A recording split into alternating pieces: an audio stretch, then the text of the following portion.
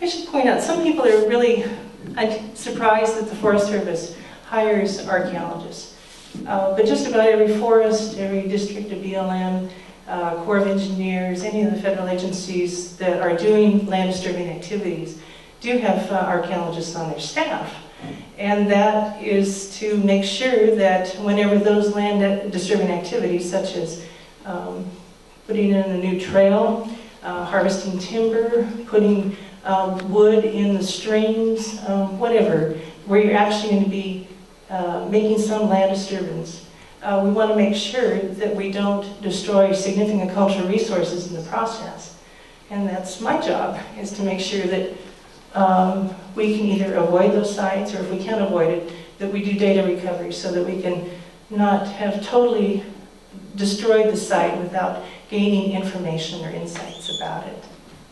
Curiously enough, this site, as you can see by that earlier photograph, aerial photograph, is about a mile inland.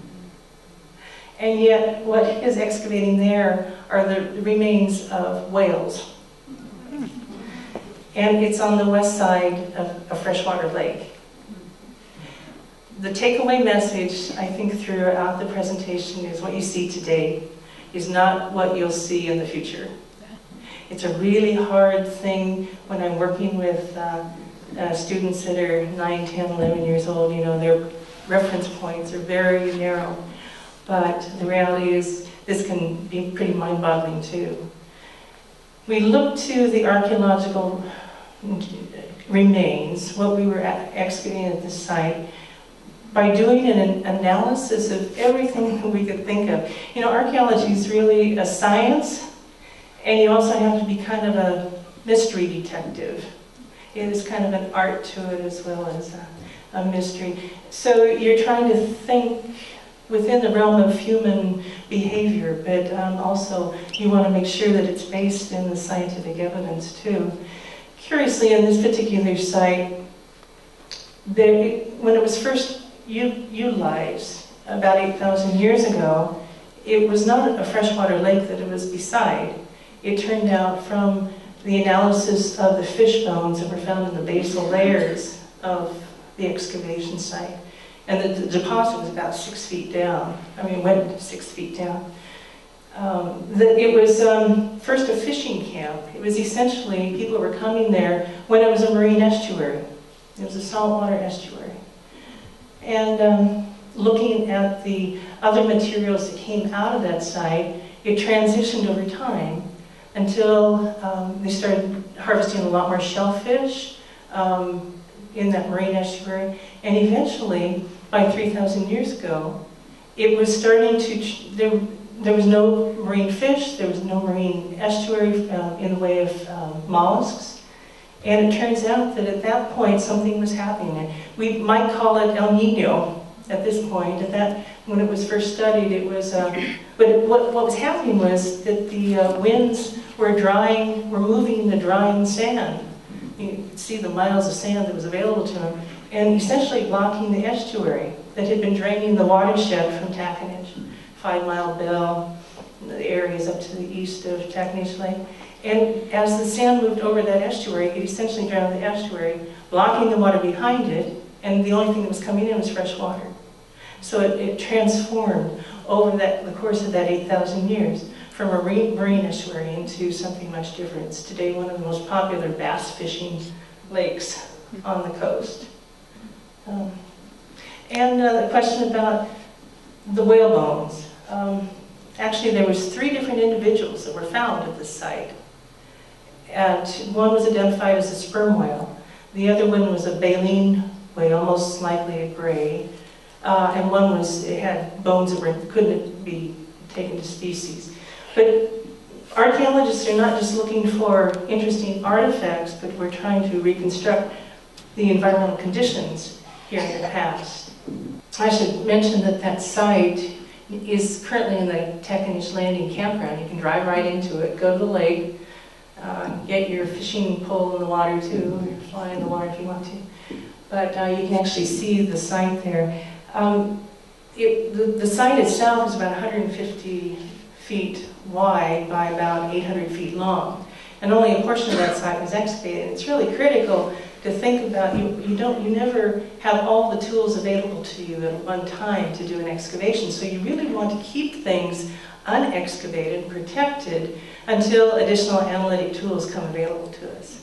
And that's what's so critical. We don't, when I was in graduate school, we didn't have a lot of the DNA serum analysis available. We didn't have some of the really beautiful techniques and analysis available that give us even more precise information about dating back in the old days when I was in graduate school.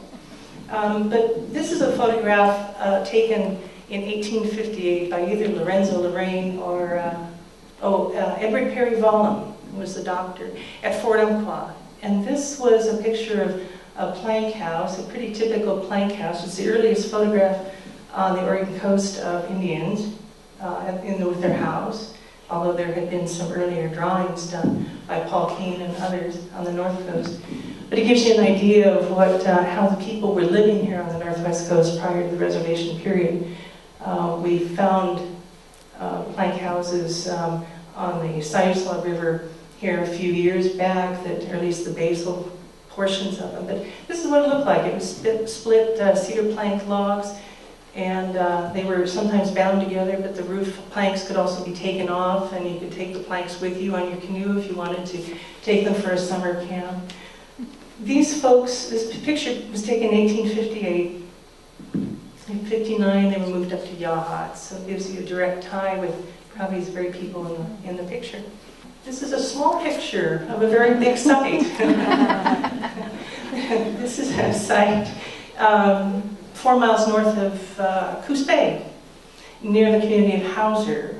And here again, it sits out in the middle of a dune field.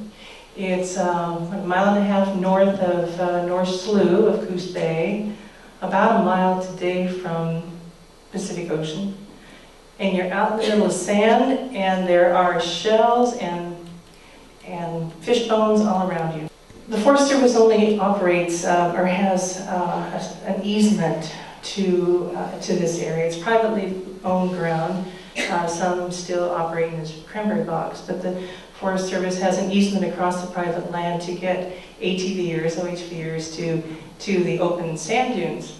Well, in this easement here, where the ATVs were kicking up all of this material, and it shouldn't be there when you're that far away from water. There was no close water nearby. So, since we couldn't get off the side, our easement was very narrow. ATVers wanted to use it. We needed to do some data recovery, and lo and behold, the first year of excavation, which Don, you can see Don right there. We put him to work. Well, he was always working there with the screen, and other tribal members were on site with us. Did the first test pit.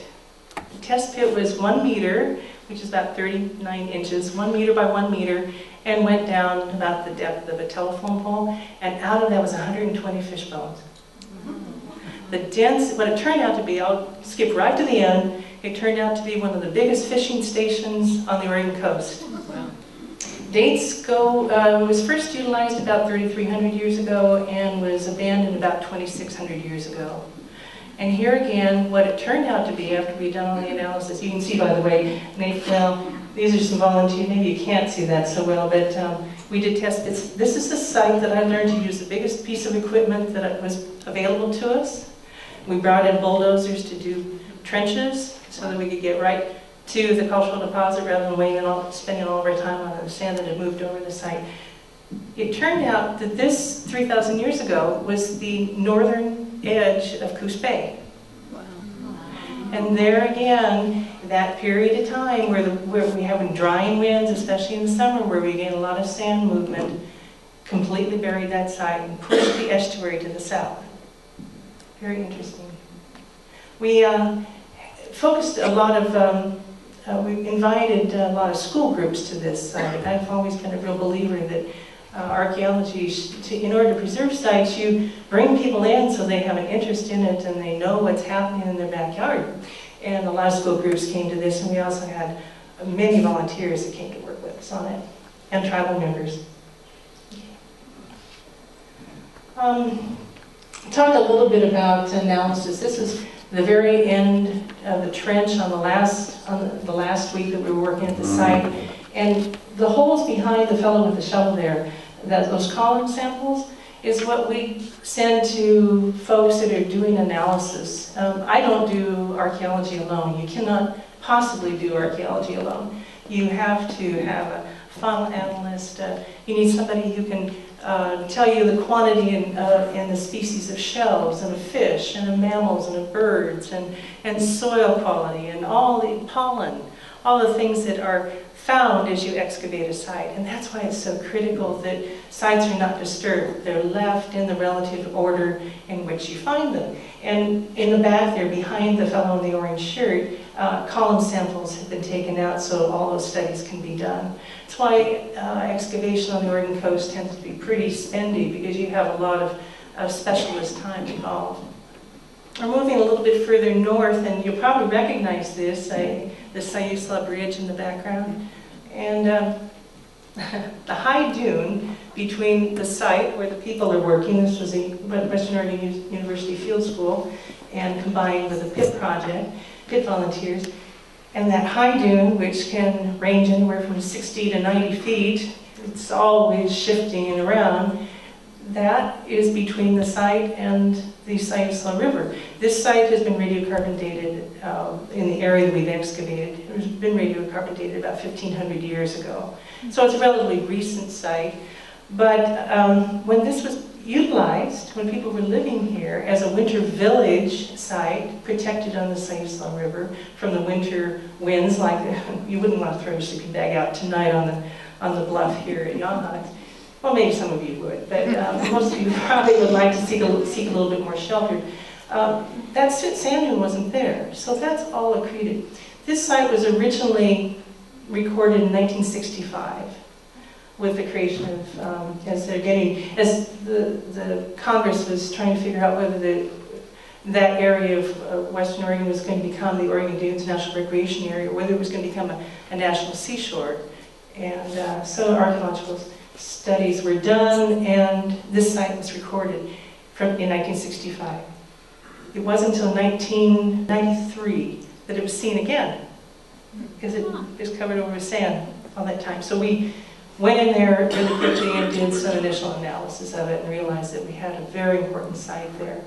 And then you can get an idea of that high dune to the north of the site, which was a real challenge working beside as the winds were blowing in the middle of the summer. And what we found here was that this was a winter village site. Patty Werrett, daughter of Don, who's a linguist, actually found the name of this particular Siuslaw site. And we found burned house planks, the house like you saw, the plank house there on the Umpqua River, and burned posts and whatnot. So it was definitely a multi-housed village that was utilized probably up until about 500 years ago or so. At least in this particular place. We found out from the time that we first did initial testing there in 1993 that the area that we were excavating in 1999 was about 15 feet to the south of where we had originally been. It just happened that that was what was exposed at the time. So this site comes and goes, so, which is always a challenge, because if you're not on the spot and do something about it, GPS it, it's difficult to recover. Do you have any thoughts about why they left it at 500 years ago, or why any of the sites were taken when they were left? Or? It may be that we don't have the full range